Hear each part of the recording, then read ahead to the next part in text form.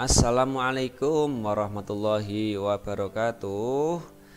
Selamat pagi semuanya, selamat pagi anak-anakku, siswa-siswi 12 IPA 1, 12 IPA 2, 12 IPA 3, dan 12 IPS Man Insan Cendekia Pekalongan. Bagaimana kabarnya di rumah? Bagaimana kabarnya di akhir bulan ini? Tentunya sehat-sehat semua ya. Tentunya selalu semangat walaupun pembelajaran ini masih daring. Baik anak-anak semuanya, untuk pagi hari ini kita tetap KBM, tetap melihat tayangan di YouTube ya, tayangan video pembelajaran suri teladan 4 Imam Madhab Fikih. Jadi suri teladan 4 Imam Madhab Fikih, di mana nanti kita akan mengetahui profilnya, kita akan mengetahui bagaimana beliau-beliau itu belajar dan apa yang harus kita ambil atau apa yang harus kita teladani dari beliau. Untuk itu tetaplah setia melihat video pembelajaran ini, akan tetapi tetap dengan subscribe, like, komen, dan share agar video di YouTube ini, video pembelajaran ini lebih kreatif, lebih inovatif. Langsung saja, untuk kompetensi dasarnya adalah yang pertama, mengevaluasi kisah kesufian Imam Abu Hanifah, Imam Malik, Imam Hanafi, dan Imam Ahmad bin Hambal. Yang selanjutnya adalah menilai kisah kesufian Imam Abu Hanifah, Imam Malik, Imam Syafi'i, Imam Ahmad bin Hambal dalam kehidupan sehari-hari untuk teladan kehidupan sehari-hari.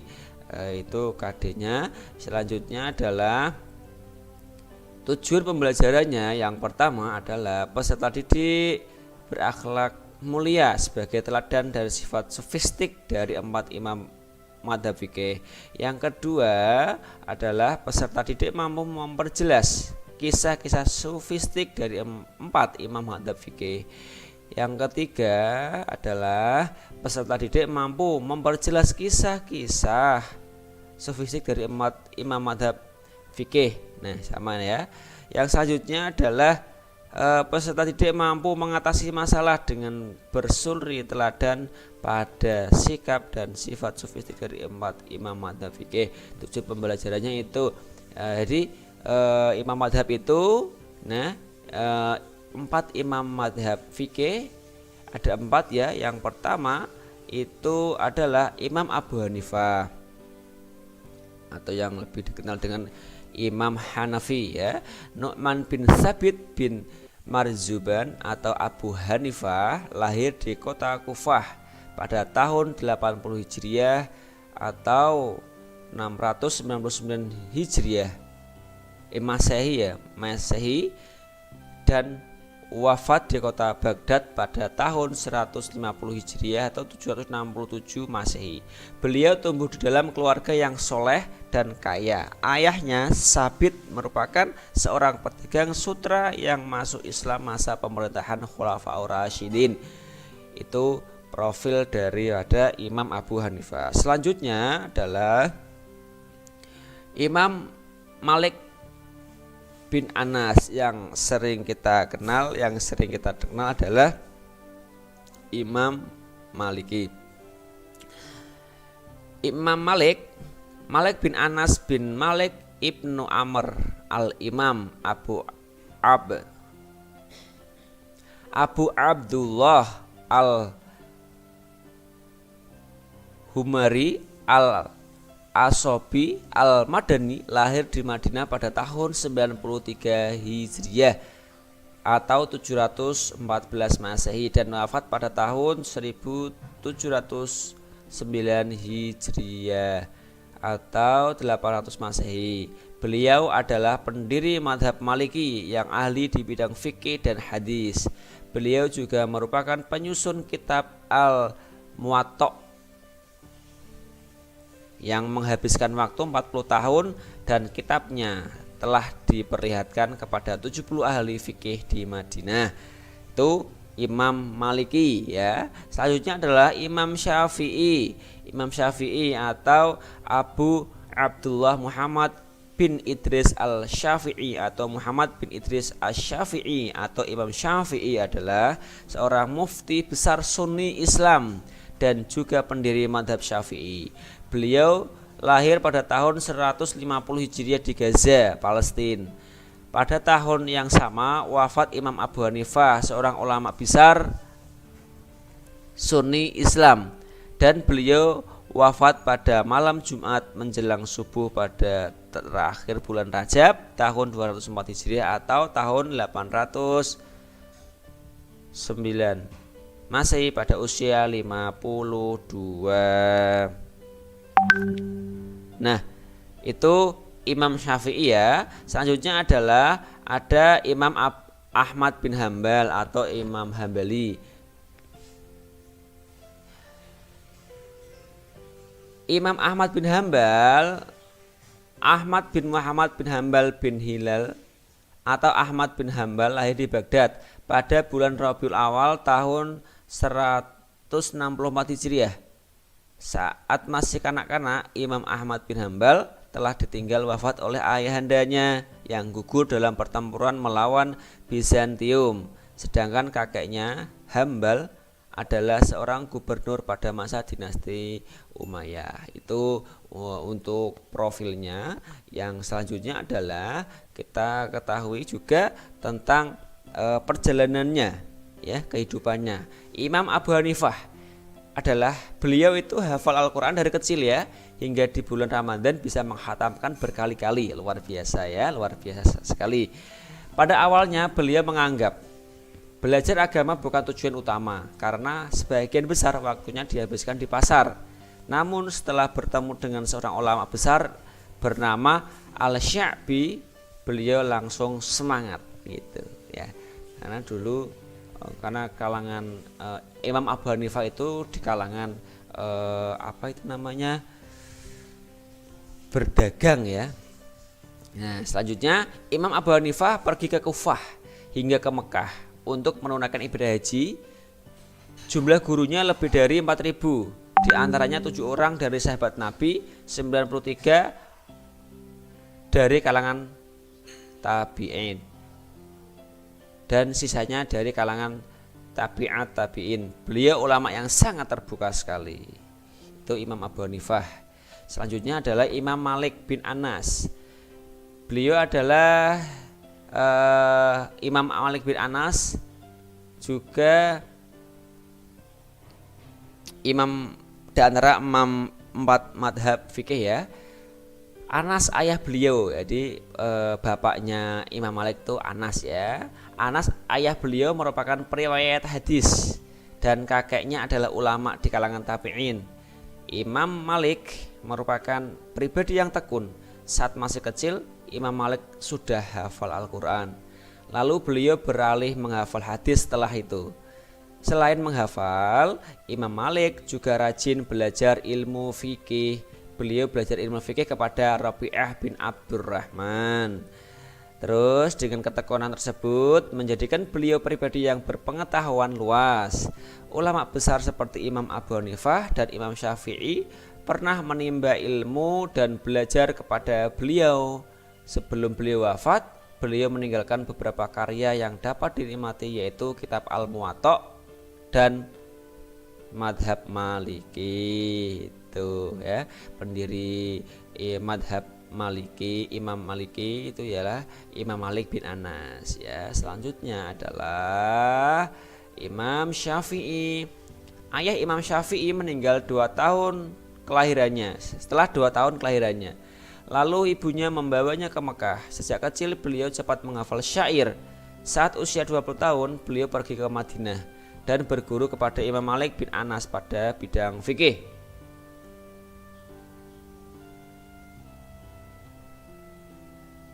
Ia mengaji kitab Al-Muwatta kepada Imam Malik dan menghafalnya dalam 9 malam. Beliau sangat mengagumi Imam Malik di Al-Madinah dan Imam Sufyan bin Uyainah di Mekah. Setelah belajar dengan ilmu Malik, beliau juga belajar dengan ulama besar lainnya di Madinah hingga ke Mekah bertemu Imam Ahmad bin Hambal pada tahun 187. serta di Baghdad pada tahun 195 Hijriah menimba ilmu fikih, usul madhabnya, penjelasan nasih dan mangsuhnya. Itu perjalanan ketika Imam Syafi'i belajar kepada ulama-ulama besar di masa itu. Selanjutnya Imam Ahmad bin Hambal.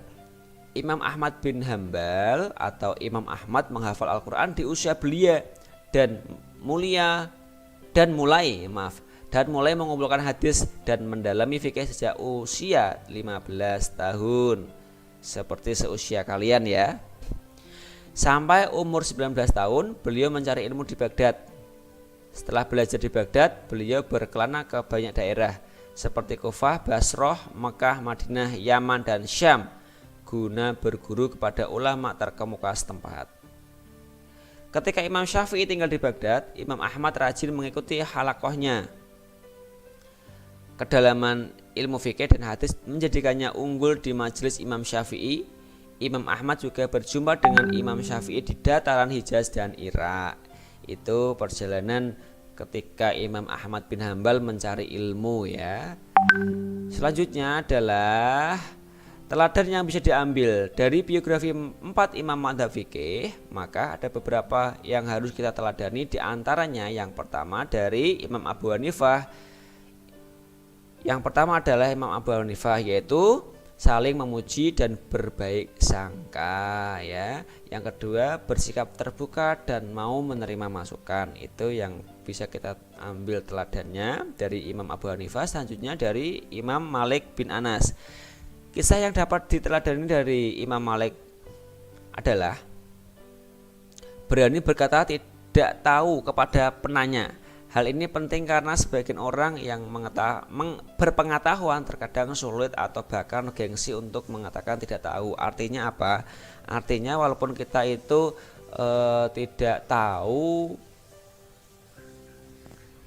walaupun kita itu tahu tidak sepenuhnya dan orang itu bertanya kepada kita itu tetap menjawab tidak tahu karena kita takut untuk menjawabnya. Itu artinya apa? Misalkan saya ditanya sama kalian, tanya tentang masalah apa gitu, saya tahu tidak 100%.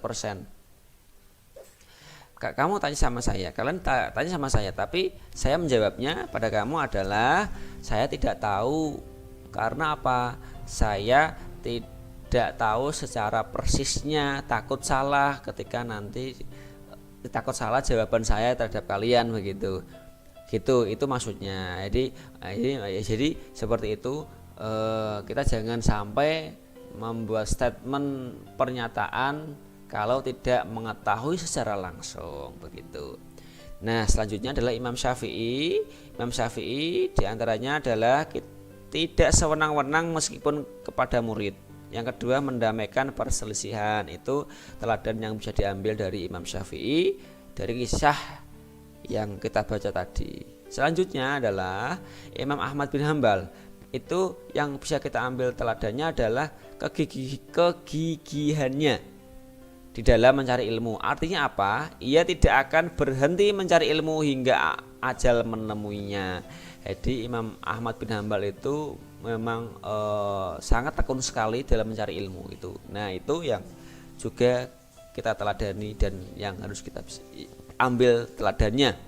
Nah, itu cukup singkat materi 4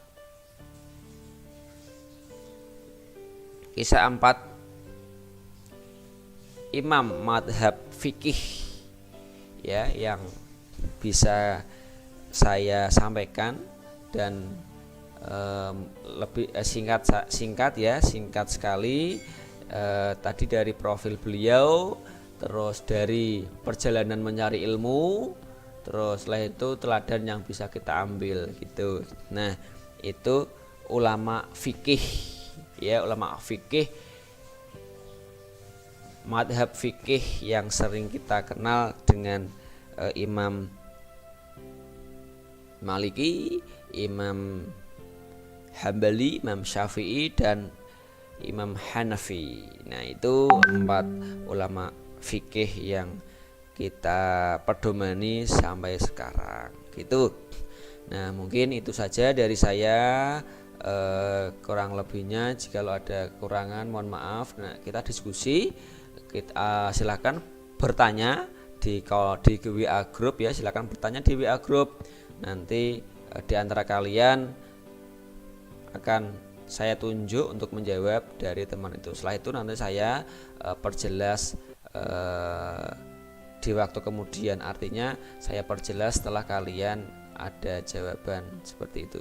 Nah, mungkin dari saya gitu ya. Sekali lagi tetap setia melihat tayangan ini ya. Subscribe, like, komen, dan share-nya. Subscribe, like, komen, dan share-nya ya. Semoga video ini bermanfaat bagi kita semuanya, bermanfaat bagi umat.